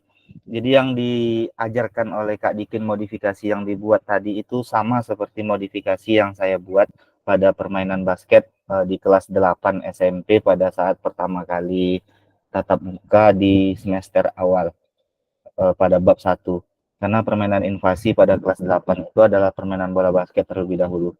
Jadi memang di sekolah itu yang ada memang hanya bola basket. Lapangan tidak punya, hanya lantai semen. Kemudian untuk memodifikasi sesuai dengan harapan kita dan tujuan pembelajaran yang sudah kita buat, ya kita harus memodifikasi agar tujuan tersebut dapat tercapai. Nah, modifikasi tersebutlah untuk mencapai tujuan sesuai dengan harapan kita. Kenapa tadi tujuan itu boleh kita modifikasi antara sekolah A dan sekolah B? Mungkin kita bisa berkaca, mungkin oke, sekolah yang agak di kota dan agak ke pinggir sedikit itu mungkin masih bisa sekolahnya itu mendribel bola. Tapi kalau kita agak bergeser agak ke ujung, mungkin kita contohkanlah mungkin di SMP 18. Itu SMP 18 itu kalau kita pijak lapangannya itu mungkin sepatu kita akan basah. Karena dia berbentuk seperti tanah gambut yang lapangannya itu hanya bisa dimainkan kalau sudah musim kemarau. Jadi saat kondisi cuaca itu memang betul-betul lembab, itu lapangannya tidak bisa diapa-apakan. Seperti itu. Jadi untuk bisa ketercapaian pembelajaran itu sesuai dengan yang kita harapkan, disitulah kita memainkan kembali tujuan pembelajaran. Jadi tujuan pembelajaran itu adalah hak guru PJOK masing-masing yang berada pada sekolah tempat dia mengajar. Karena karakteristik sekolah, kemudian karakteristik peserta didik, itu hanya si guru tersebut yang paham dan mengerti bagaimana. Jadi untuk memodifikasi itu sah-sah saja sesuai dengan harapan kita, asalkan modifikasi itu sesuai dengan standar yang bisa untuk ketercapaian tersebut. Seperti itu Kak Dikin. Terima kasih, luar biasa sekali Kak Dikin. Dan terima kasih untuk kakak-kakak yang lain. Nah, kira-kira kakak-kakak yang lain yang ingin berbagi cerita tentang kurikulum PJOK. Jadi Kak Dikin sudah dibantu oleh Kak Putra, Kak Marsudi, dan Kak Printo. Kebetulan ini adalah sekolah-sekolah yang berada di tengah kota semua nih. Kak Putra, Kak Marsudi. Ya, Kak Printo, silakan. Sedikit berbagi nih kakak-kakak semua. Silakan. Terkadang gini, apa yang kita buat di sekolah itu tidak mesti sesuai dengan apa yang menjadi tujuan pembelajaran tuh. Makanya tadi saya bilang mesti dimodifikasi. Karena kalau terlalu sesuai, anak tuh pun bosan kalau tidak kita modifikasi. Makanya kadang-kadang kita buat seperti permainan, tapi tujuannya ya ke arah situ. Makanya saya bilang tadi modifikasi itu sangat membantu kita saat mengajar. Sehingga anak-anak itu tidak bosan, tertarik, dan kegiatan belajar mengajar tuh lebih meriah lagi tuh bahasanya. Nah, begitu Kak. Oke, baik. Terima kasih Kak Printo. Betul yang Kak Printo sebutkan tadi adalah modifikasi di setiap permainan. Itu sama seperti halnya saat kita tatap muka pada sesi pertama kemarin. Bukan, tatap muka kedua yaitu tentang pembelajaran berdiferensiasi, yaitu tentang pemanasan. Jadi pemanasan itu yang biasanya kita hanya tarik-tarik tangan, kemudian tarik kaki dan kepala. Nah, untuk memodifikasinya kita bisa membuat permainan yang menarik. Mungkin kita bisa bereferensi dari TikTok, kemudian dari IG, dan dari media sosial lainnya, bahwa pemanasan itu bisa bervariasi. Bisa saling memainkan bola, mengopor bola, kemudian kejar tangkap bola. Itu bisa sebagai teknik kita untuk pemanasan agar kondisi di lapangan itu tidak monoton. Betul yang Kak Printo sebutkan tadi, agar kehidupan pembelajaran PJOK ketika di lapangan itu lebih meriah. Oke, baik. Terima kasih kepada kakak-kakak yang sudah berbagi. Dan kita akan lanjut pada yang slide selanjutnya, yaitu bagaimana pendapat kakak-kakak selama ini merancang program PJOK sebagai bagian dari pengembangan kurikulum mata pelajaran PJOK. Gimana nih Kak Printo tadi sudah memberikan kisi-kisinya sedikit. Kalau kakak-kakak yang lain gimana? Kak Dikin juga tadi sudah. Bagaimana kakak-kakak selama ini merancang program PJOK sebagai bagian dari pengembangan kurikulum mata pelajaran PJOK. Kalau yang saya tangkap sedikit tadi itu ada Kak Dikin dan Kak Printo adalah bahasa kata kuncinya adalah modifikasi. Kalau kakak-kakak yang lain gimana? Untuk merancang program PJOK itu sebagai bagian. Ya, Kak Marsudi gimana Kak Marsudi? Kalau saya lebih mendominankan ke teknik dasarnya Kak Agus. Dalam permainan itu semua teknik dasar. Nanti sudah menguasai teknik dasar, kalau untuk dalam suatu permainannya itu kalau saya tidak fokus ke cara atau peraturannya atau apanya. Kalau untuk anak SD saya lebih fokus kalau dalam permainannya yaitu karakter siswa, baik sikap sportifnya, kejujurannya, menghargai kawan ataupun lawan. Tapi kalau untuk penilaian dalam PJOK ini saya lebih mendominan ke teknik dasarnya dulu. Seperti dalam sepak bola, teknik dasarnya itu menendang. Itu ada bagian-bagian menendang, yang ada menggiring, ada mengontrol bola. Itu dulu Kak Agus. Terima kasih. Oke, baik. Terima kasih Kak Marsudi.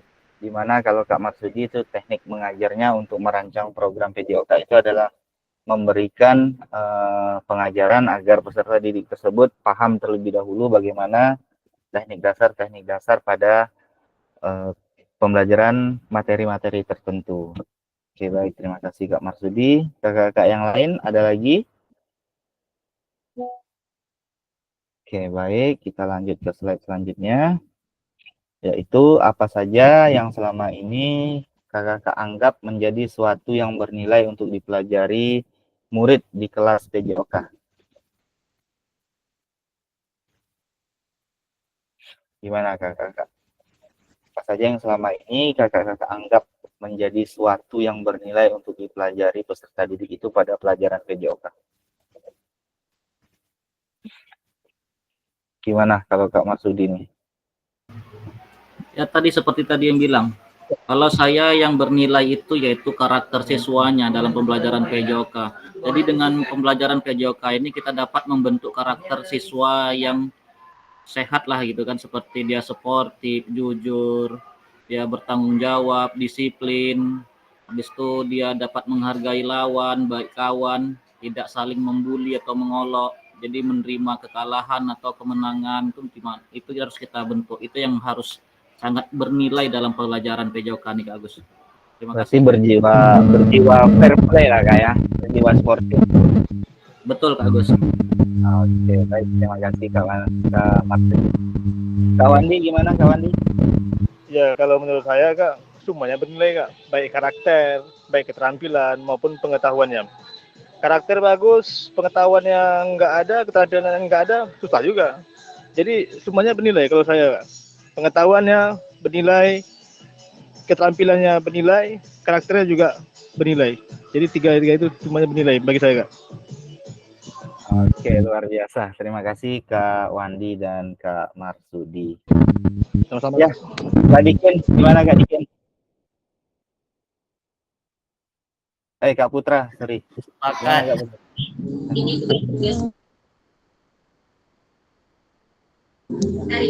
Ya Kak, setuju tadi Kak sama Kak Iswandi dengan Kak Marsudi. Kalau menurut saya Kak, udah komplit lah semuanya ada di PJOK nih Kak. Untuk refreshing siswa pun ada Kak. Oke Kak, terima kasih Kak. Oke, baik. Terima kasih kepada Kak Putra. Ya, Kak Marsudi gimana?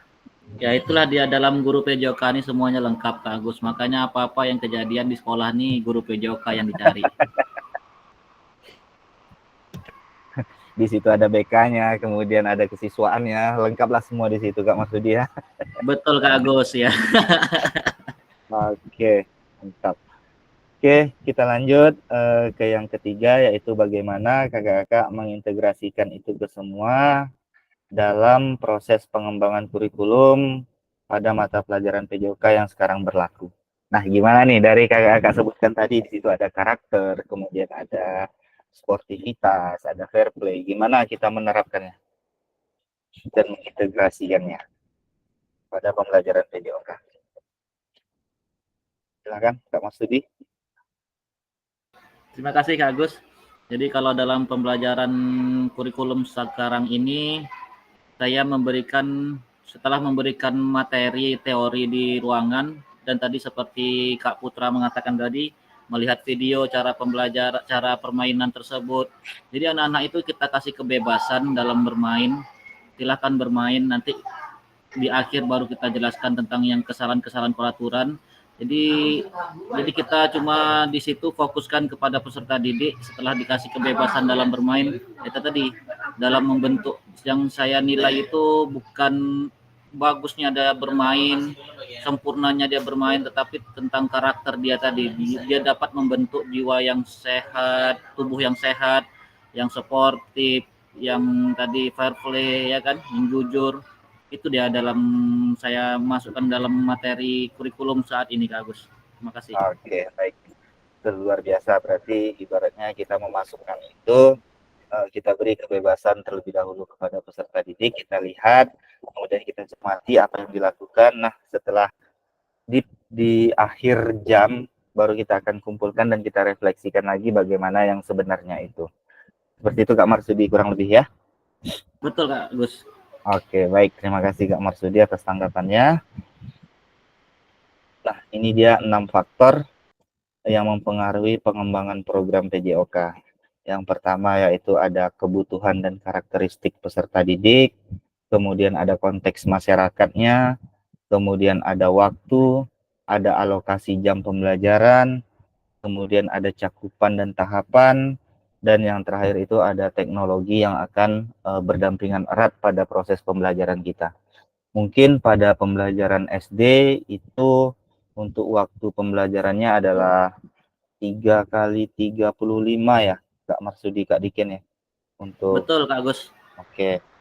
Untuk SMP itu 3 kali 40, dan untuk SMA atau SMK itu 3 kali 45. Iya Kak Wandi, untuk SMA 45 ya Kak Wandi ya, kalau tidak salah. Iya Kak, 3 kali 45 Kak. Oke. Nah, cuma sekarang jadikan 2 kali 45 Kak. 2 kali 45 ya Kak Wandi. Iya, karena yang 1 jamnya itu ditambah ke jam proyek. Nah, Proyek 5. Ya betul. Oh, jadi 2 kali 45 Kak Swandi ya. Jadi kalau kami kan sebenarnya kan pembelajaran PJOK ini kan 1 minggu tuh 4 kali 35, tetapi jadikan 3, yang 1 JP lagi untuk proyek P5. Ya betul. Betul Kak Marsudi dan ya betul Kak Marsudi dan Kak Wandi. Sebetulnya jam kita itu memang betul 3 JP dan SD itu 4 JP, cuman itu hitungan di Dapodik saja. Kemudian perlakuan di lapangan itu dikurangi 1 JP untuk dimasukkan ke dalam jam project. Kemudian ini Kak Nuryadi Jumarel. Kira-kira kalau di sekolah luar biasa itu Kak Nuryadi, itu JP-nya seperti apa? Sama seperti yang mana? Sama dengan SD Kak. Baik tingkatan atas juga ya, yang SMA ya? Sama, 35. Berarti rata ya? Iya. Oke, baik. Makasih Kak Nuryadi. Ya. Oke, baik. Kemudian kita masuk ke aktivitas yang terakhir, yaitu aktivitas 3, karakteristik utama kurikulum merdeka dan artikulasi Ki Hajar Dewantara dalam pendidikan nasional.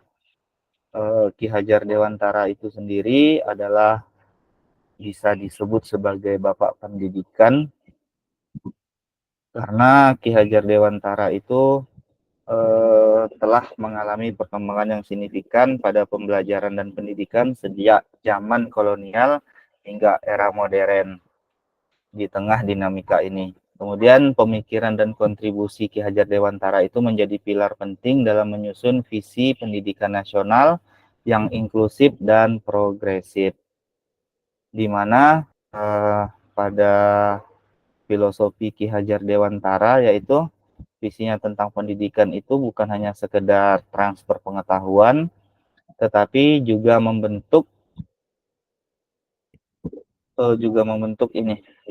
karakter dan kesadaran kritis yang berakar pada nilai-nilai kebangsaan dan kemanusiaan. Kemudian Ki Hajar juga menggarisbawahi maksud pendidikan adalah menuntun segala kodrat yang ada pada anak-anak agar mereka dapat mencapai keselamatan dan kebahagiaan yang setinggi-tingginya, baik sebagai manusia maupun sebagai anggota masyarakat. Nah, itu dia sedikit filosofi dari Ki Hajar Dewantara, di mana menurut kakak-kakak kunci yang berulang kali kita telah bahas dalam pengembangan kurikulum PJOK ini sama seperti kata kunci yang kita bahas tadi. Di situ ada karakteristik, kemudian ada etika, dan ada sifat fair play. Itu sudah kita bahas tadi. Kemudian apa yang telah kita bahas merupakan karakteristik kurikulum merdeka itu yang pertama, fokus pada materi esensial, yaitu muatan yang paling diperlukan untuk mengembangkan kompetensi dan karakteristik peserta didik. Yang kedua, yaitu mengembangkan kompetensi dan karakter, di mana pengembangan kompetensi sosial, emosional, dan moral peserta didik ini seperti yang dijelaskan oleh Kak Marsudi tadi. Dan yang ketiga, yaitu adalah fleksibilitas pada pembelajaran, yaitu kurikulum dapat disesuaikan dengan kebutuhan pengembangan kompetensi peserta didik, karakteristik satuan pendidikan, dan konteks lingkungan sosial budaya setempat. Nah, ini dia tadi adalah 3 pokok pembahasan kita pada karakteristik kurikulum merdeka. Mari kita diskusikan pemikiran Ki Hajar Dewantara secara lebih jauh dan mengaitkannya dengan karakteristik pada kurikulum merdeka. Nah, ini dia. Ki Hajar Dewantara itu menggarisbawahi bahwa maksud pendidikan adalah menuntun segala kodrat yang ada pada anak-anak agar mereka dapat mencapai keselamatan dan kebahagiaan yang setinggi-tingginya baik bagi manusia maupun sebagai anggota masyarakat. Oleh sebab itu, pendidik itu hanya dapat menuntun tumbuh dan hidupnya kekuatan kodrat yang ada pada anak-anak agar dapat memperbaiki lakunya, bukan dasarnya, hidup dan tumbuhnya kekuatan kodrat anak tersebut. Nah, ini adalah kata-kata singkat dari Ki Hajar Dewantara mengenai pendidikan secara luas. Nah, ini dia tadi pada sesi akhir ini kakak-kakak diharapkan memahami 3 karakteristik utama pada kurikulum merdeka serta keterkaitannya dengan prinsip Ki Hajar Dewantara. Kemudian yang kedua yaitu kakak-kakak mampu memahami pengembangan kurikulum PJOK. Dan yang terakhir adalah kakak-kakak mampu memahami penyusunan program PJOK yang berkualitas dengan Big Word. Oke, baik. Kemudian Ki Hajar Dewantara mengatakan, peserta didik itu bukan selembar kertas kosong yang dengan mudahnya kita bisa menggaris lurus, menggaris bengkok, atau menggaris coret-coret. Tetapi peserta didik itu adalah selembar kertas yang memiliki garis putus-putus. Jadi peserta didik kita itu semua kakak-kakak, itu peserta didik yang sudah memiliki gambaran. Peserta didik yang sudah memiliki jalan tetapi masih putus-putus. Nah, kita sebagai tenaga pengajar atau pendidik, itulah tugas kita untuk mengarahkan agar garis-garis tersebut bisa lurus, tercapai sesuai dengan harapan dan apa keinginan peserta didik itu pada saat ini. Oke, baik. Mungkin itu saja perjumpaan dan pertemuan kita pada sesi kali ini, kakak-kakak. Karena pembahasan kita hanya membahas tentang kurikulum Big Word Design dan pembelajaran menurut Ki Hajar Dewantara secara singkat. Oke, kakak-kakak semua. Mungkin itu pemaparan materi yang bisa kita berikan, dan materi-materi tersebut itu sudah ada lengkap sebetulnya pada modul yang ada pada LMS kakak-kakak semua.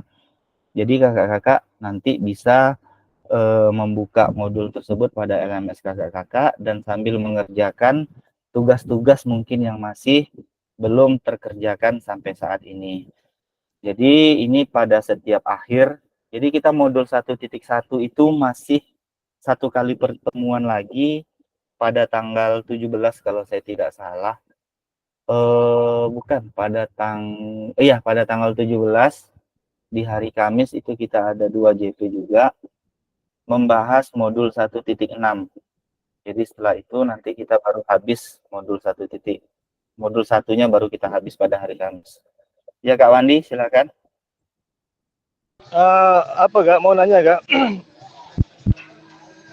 Ada tadi malam saya ngerjakan tugas itu mengenai aset ya, aset. Tapi kok nggak bisa dikirim gitu Kak, dokumen itu? Kakak ngirimnya berbentuk apa Kak? Kan disuruh download tuh, tapi kan ada muncul macam Word gitu kan, tabel gitu. Nah, jadi kan mengenai aset-aset apa-apa aja gitu kan. Jadi sudah saya tulis, setelah itu saya masukkan lagi, kirim kan. Tak bisa. Tadi malam tuh saya mencoba kirim sekitar jam 1 malam, jam entah sampai lah jam 1 kurang lah. Oke, baik. Nanti coba saya cek lagi. Mungkin ada seperti yang saya ingatkan kepada kakak-kakak kemarin, ada sebagian tugas itu yang memiliki batas due date. Jadi kalau tugas yang memiliki batas due date itu ada tugas yang tidak akan bisa terbuka lagi oleh sistem kakak-kakak apabila kita terlambat mengerjakannya. Jadi itu pesan saya kemarin, apabila ada tugas itu silakan kakak-kakak buka dan kakak-kakak kerjakan agar tidak terhitung tidak bisa mengakses lagi. Tapi nanti terkait seperti yang Kak Iswan disebutkan tadi, nanti coba akan saya buka kembali dan akan saya akses masih bisa atau tidaknya. Kemudian Oke. Kemudian pada modul Big White Design, kemudian untuk kakak-kakak yang PPG, itu adalah modul pertama pada kakak-kakak yang PPG itu keterkaitannya adalah tentang Big White Design. Jadi itu sejalan dengan program kita di PKG Desiminasi ini. Jadi kakak-kakak silahkan untuk modul Big White Design itu nanti kakak bagaimana kakak membuatnya, nanti itu untuk tugas akhir, jadi tinggal upload aja untuk di PKG ini. Seperti itu. Kemudian mengingatkan kembali kakak-kakak, karena di tanggal 17 besok itu adalah akhir sesi kita berjumpa tatap maya pada modul 1. Diingatkan kembali bagi video yang belum selesai, mohon segera dikejar videonya, karena hanya 30 menit, tanpa editan.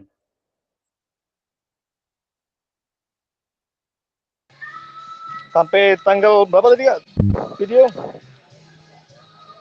Videonya itu sebelum tanggal 22. Tanggal ya. Tanggal 2 ya. Iya Kak. Oke. Gimana, Kak Marsudi? Kak Marsudi gimana?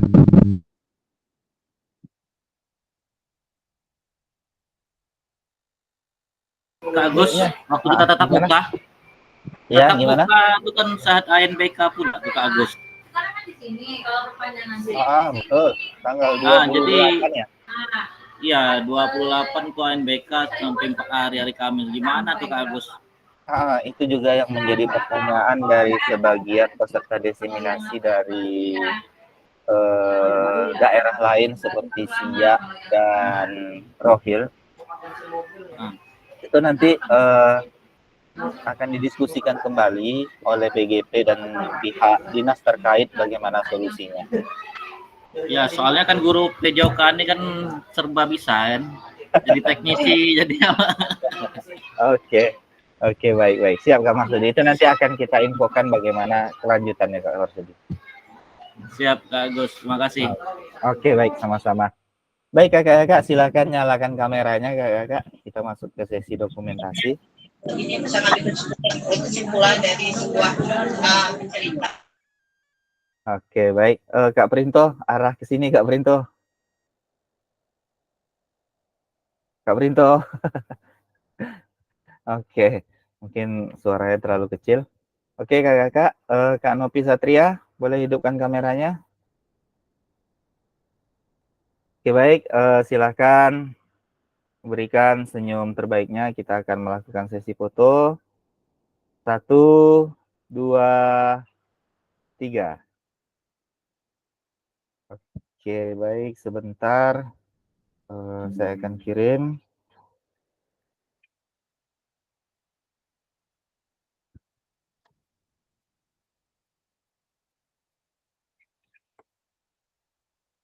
Oke, baik. Yang kedua, silakan kakak bergaya sesuai dengan kreasinya masing-masing. Oke, 1, 2, 3.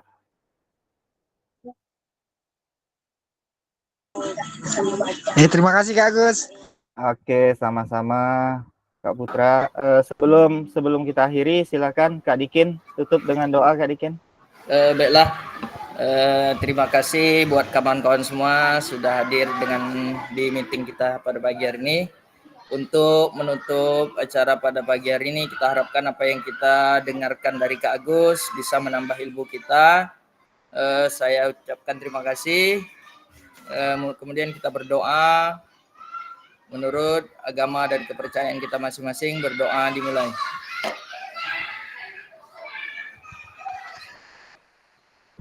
Berdoa selesai. Yuk, saya kembalikan sama Kak Agus kembali. Oke, baik. Terima kasih Kak Dikin yang sudah memimpin doa untuk akhir sesi ini. Saya ucapkan terima kasih untuk kakak-kakak semua yang sudah hadir. Sampai jumpa kembali pada tanggal 17 Oktober. Semoga kita bisa mengupas materi lebih jauh lagi pada modul 1.6. Baik, sekian dari saya. Assalamualaikum warahmatullahi wabarakatuh dan selamat pagi. Waalaikumsalam warahmatullahi wabarakatuh.